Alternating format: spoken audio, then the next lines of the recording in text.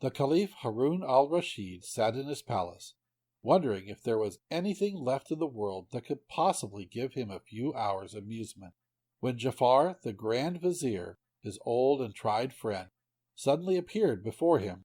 Bowing low, he waited, as was his duty, till his master spoke, but Harun al-Rashid merely turned his head and looked at him, and sank back into his former weary posture.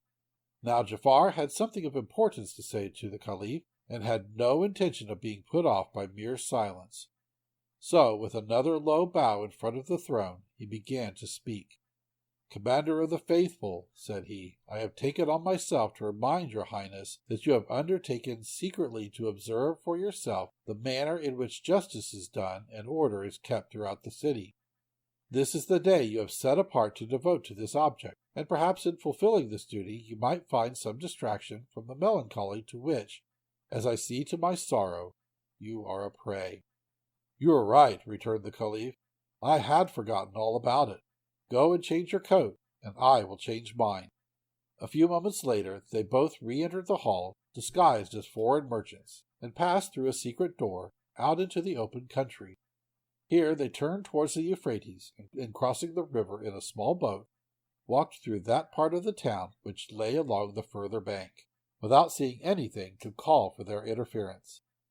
Much pleased with the peace and good order of the city, the Caliph and his vizier made their way to a bridge, which led straight back to the palace, and had already crossed it, when they were stopped by an old blind man who begged for alms. The Caliph gave him a piece of money, and was passing on, but the blind man seized his hand and held him fast. "Charitable person," he said, "whoever you may be, grant me yet another prayer. Strike me, I beg of you, one blow. I have deserved it richly, and even a more severe penalty." The Caliph, much surprised at this request, replied gently, "My good man, that which you ask is impossible. Of what use would my alms be if I treated you so ill?" And as he spoke, he tried to loosen the grasp of the blind beggar. "My lord," answered the man, "pardon my boldness and my persistence. Take back your money, or give me the blow which I crave. I have sworn a solemn oath that I will receive nothing without receiving chastisement, and if you knew all, you would feel that the punishment is not a 10th part of what I deserve." Moved by these words, and perhaps still more by the fact that he had other business to attend to, the Caliph yielded, and struck him lightly on the shoulder. Then he continued his road, followed by the blessing of the blind man. When they were out of earshot, he said to the vizier, "There must be something very odd to make that man act so. I should like to find out what is the reason. Go back to him, tell him who I am, and order him to come without fail to the palace tomorrow, after the hour of evening prayer."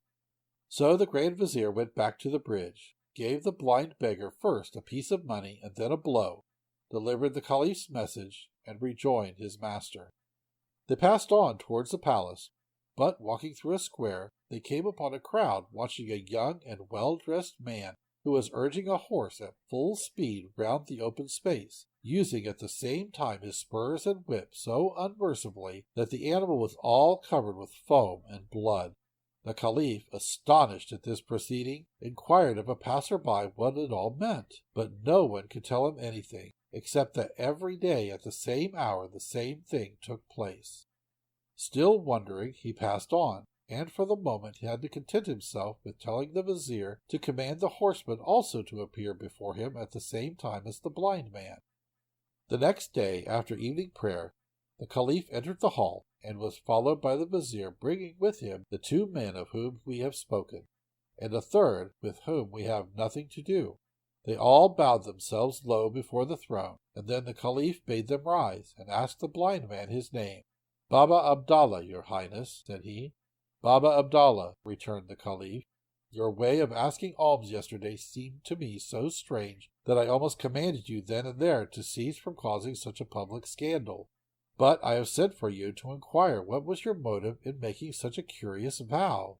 When I know the reason, I shall be able to judge whether you can be permitted to continue to practice it, for I cannot help thinking that it sets a very bad example to others. Tell me, therefore, the whole truth, and conceal nothing." These words troubled the heart of Baba Abdallah, who prostrated himself at the feet of the Caliph. Then rising, he answered, "Commander of the faithful, I crave your pardon humbly for my persistence in beseeching your Highness to do an action which appears on the face of it to be without any meaning.